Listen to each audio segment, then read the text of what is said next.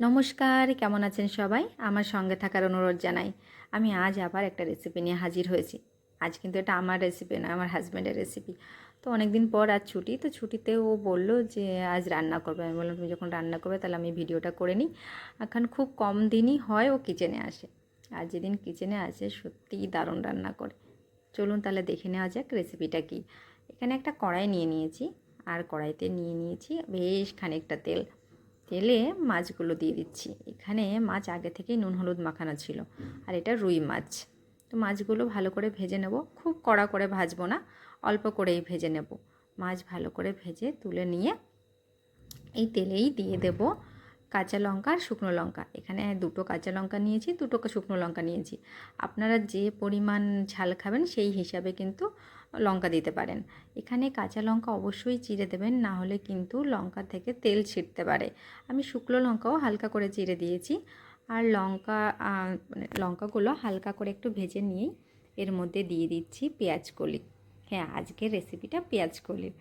তো এই পেঁয়াজ কলি খেতে আপনাদের কেমন লাগে অবশ্যই কমেন্টস করে জানাবেন। আমাদের কিন্তু বেশ লাগে। পেঁয়াজ কলি দিয়ে হালকা করে ভেজে নেব।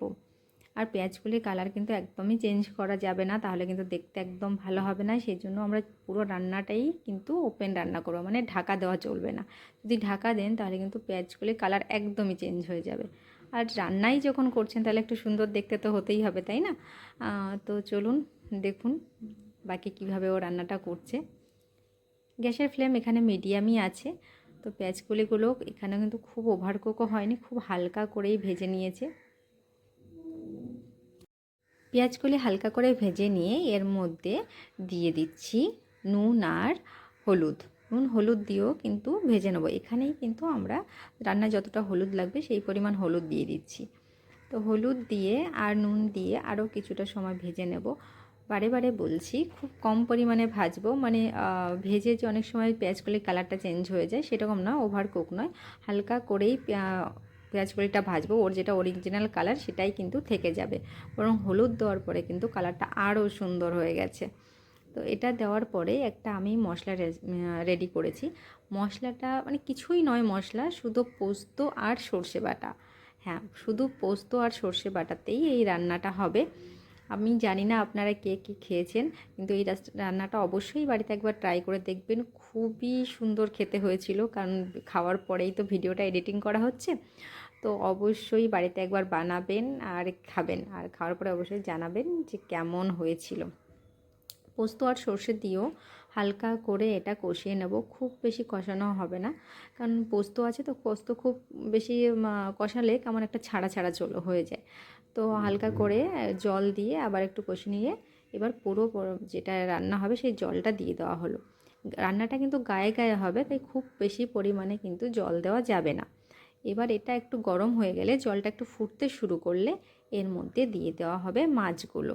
হ্যাঁ, মাছগুলো দিয়ে দিচ্ছি। মাছগুলো দিয়ে আরও 5 মিনিটের মধ্যে রান্না করলেই কিন্তু আমাদের রান্না শেষ। আর এর মাঝে আপনি একবার নুনটা চেক করে দেখবেন যে নুন ঠিক আছে কি না। তাহলে দেখুন একদমই সহজ পদ্ধতিতে এই রেসিপিটা রান্না করা হলো, আর সেরকম কোনো কিছু মশলা নেই, ঝামেলাও নেই। বাড়িতে যদি গেস্টও আসে তাহলে কিন্তু আপনি মাছের এই রেসিপিটা খাওয়াতে পারেন রান্না করে। যতক্ষণ না ঝোলটা কমে আসে সেই সময়ের মধ্যে কিন্তু আপনি আমার একটা উপকার করতে পারেন। আপনি আমার চ্যানেলটাকে সাবস্ক্রাইব করতে পারেন। আপনি যদি একটা সাবস্ক্রাইব করেন তাহলে কিন্তু খুব সহজেই আমার রেসিপিগুলো আপনার কাছে পৌঁছে যাবে। আর আপনার একটা সাবস্ক্রাইব কিন্তু আমার চ্যানেলটাকে গ্রো করতেও সাহায্য করবে। আর আপনি আপনার বন্ধুদের সঙ্গেও রেসিপিটা শেয়ার করতে পারেন, আর একটা লাইক আর কমেন্টসের মাধ্যমে আপনার মতামত জানাতে পারেন। তাহলে দেখুন ঝোলটা একদমই কমে গেছে। এবার আমি আপনাদের নামিয়ে দেখাচ্ছি সার্ভ করে যে কেমন লাগছে দেখতে। পেঁয়াজকলির কালারটা কিন্তু একদমই চেঞ্জ হয়নি, খুব সুন্দর লাগছে দেখতে। যাই হোক, আজকের মতো এই পর্যন্তই। দেখা হবে আবার অন্য কোনো রেসিপি নিয়ে আপনাদের সঙ্গে। ততক্ষণ ভালো থাকবেন, সুস্থ থাকবেন। দেখা হচ্ছে খুব শীঘ্রই। নমস্কার।